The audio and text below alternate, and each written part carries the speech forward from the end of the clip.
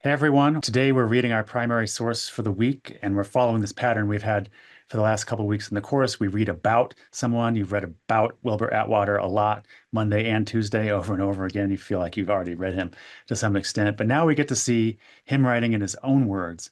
And as you read Atwater for yourself, I want you to think about everything that was said about him on Monday and Tuesday. They talk a lot about Atwater and they talk a lot about his sort of moral agenda. And how much do you agree with them? One of the critiques that we read over and over was that he was using the language of science and quantification and calories and proteins and economics of food. It was very virtuous to be economical and frugal in the 20th century. It's a very American value in a lot of ways, right?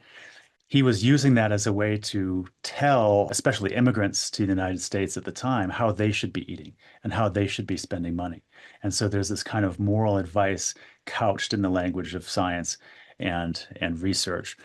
So I'm very interested to hear how much you agree with that take or not. It seems very obvious, as we've seen before. It seems very obvious when historians are making their case, right? They give you lots of quotes and they tell you, look at this, look at this.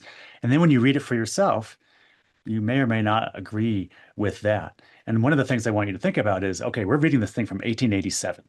And to what extent are we in the 21st century reading different values back onto that? Or maybe he's really not doing the things. Like, what do you think? I'm interested, looking forward to your response on that. So we see in 1887, Wilbur Atwater is writing for Century magazine, a really hugely popular magazine circulating in the US at the time. Atwater studied food chemistry in Germany, 1860s, 1870s, brought the laboratory techniques, a lot of the same kinds of equipment, same kinds of research agendas to America, set up his own laboratory, and he writes about it for the American public. He's writing kind of like a Scientific American type article. He's a hugely important popularizer of ideas about diet and health. So a couple things to keep in mind as you go through the reading, things to focus on. There's a lot in the reading. There's a lot more detail than you need, but a couple things to look out for amidst all the detail.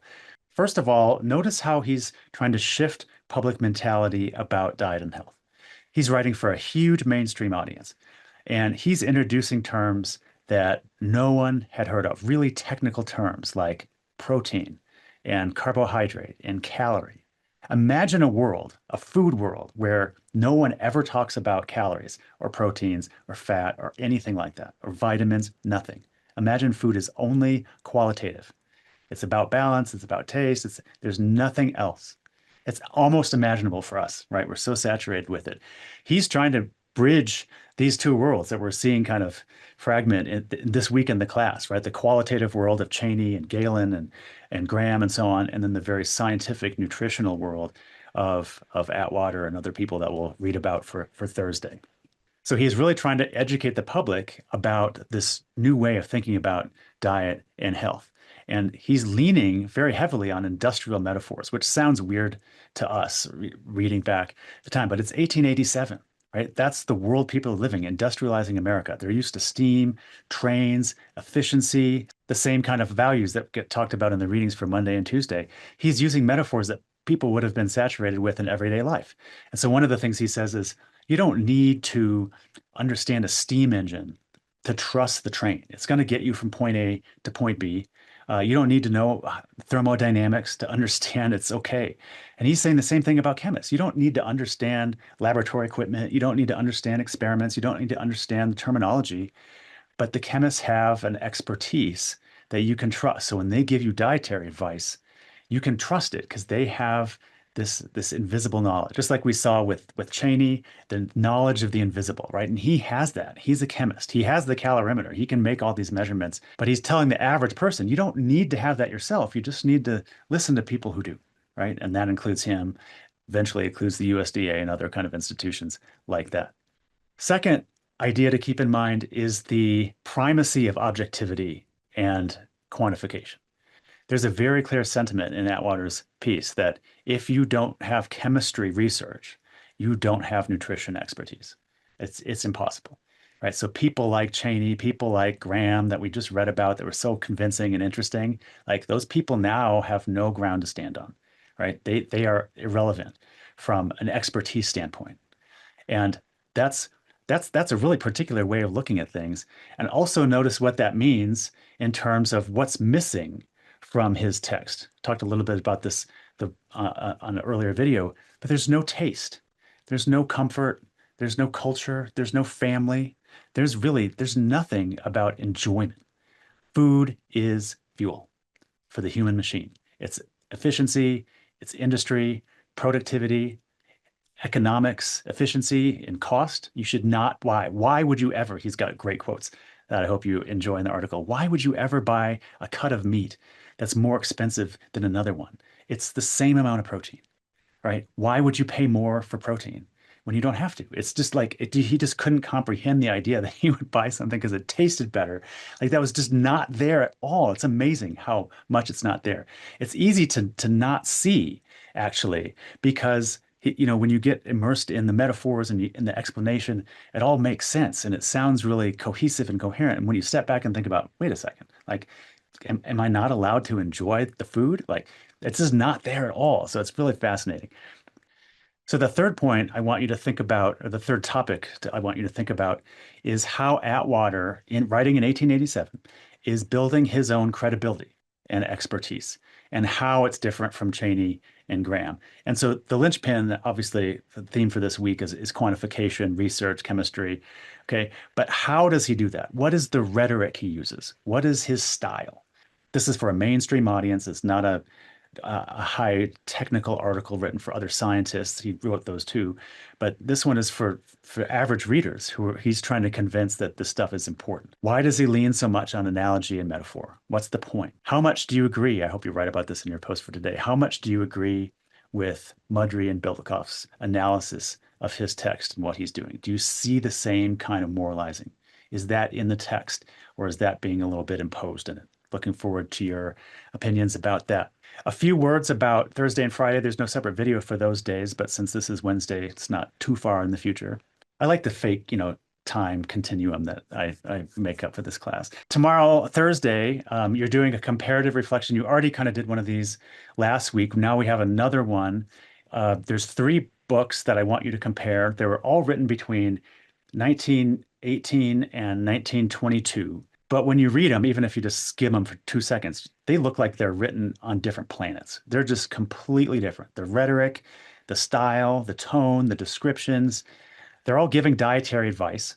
They're trying to tell people how to be healthy through food. So pretty standard for the kind of stuff we've been reading, obviously. But they're just completely different. And so I want you to compare, right? Not in great detail. These are super long texts. You're not going to read all of it. Going to read the introduction, conclusion, same kind of techniques you used last week. Use AI to get a summary if you want, but really pay attention to the tone and the style and the specific examples. And the nuance matters here. The way they do it is, even though it's categorically really different, how they do it within their own particular sort of genre is really insightful. So do pay attention to that kind of detail. And the idea is just, I want to hear your thoughts about sort of how are these three texts written within 4 years of each other? Like, how are they coming from such different points of view? What strands from earlier in the course do you see coming into them? And where do you see them kind of diverging? Do you see this split that we're looking at in terms of quantification, morality, and the quantified eater that we're focusing on this week? For Friday, we're doing something really different. And if this is a total dumpster fire, I apologize in advance. I'm really excited to see what happens. I did this assignment a bunch of times for myself just to see kind of what would happen. And I had a lot of fun with it. So I hope you do too. The idea is that hopefully the directions in the syllabus are clear, but just sometimes it's nice to have an overview. I'm giving you a bunch of slides. I think it's like 14, 15 slides. And what I want you to do is to use AI to get a one sentence like caption for each one. And kind of like so they get connected, right? And I don't give you a specific prompt. You can make up whatever you want, but it's going to be something like write a one sentence caption for each of the slides that connects them. And you're going to get a bullet point list, right? And you can ask for that explicitly if you don't get one right away. I think that's kind of the default. It's really good. This isn't the kind of assignment where it's like have AI do something and then critique how bad it is. You know what? Because AI is like way better than that. That was a good assignment like 2 years ago. But now it makes no sense. It's actually going to be really helpful to contextualize what these slides are. It's amazing how it can take an image and give you this historical context. One of the things it won't give you, though, and I don't want you to ask for it explicitly, is it won't give you a particular diet and health sort of focus on the slides. It'll give you more general historical context, which I hope you find it to be really helpful. But I want you to take your expertise that you're developing from this class in terms of diet and health and how we're talking about it and our sources, our readings, primary, secondary, whatever, and add to that summary that you get from AI. Just look at 4 or 5 different slides at the most, and add something to that kind of contextualization that you bring from the course. So when you look at the slides, you're going to see ideas that we've talked about in the course that you've read about. And the AI is not going to notice that because obviously it's not putting it in the context of the class. So that's what I want you to do. And I think this is a great skill actually, is getting kind of a baseline summary and base context from the large language model, and then layering your own sort of view, layering your own perceptions, your own experience, your own knowledge and expertise on top of that to kind of build something better. I think that that's a great skill to have. And I think it's kind of fun to see how you can do it with the captions.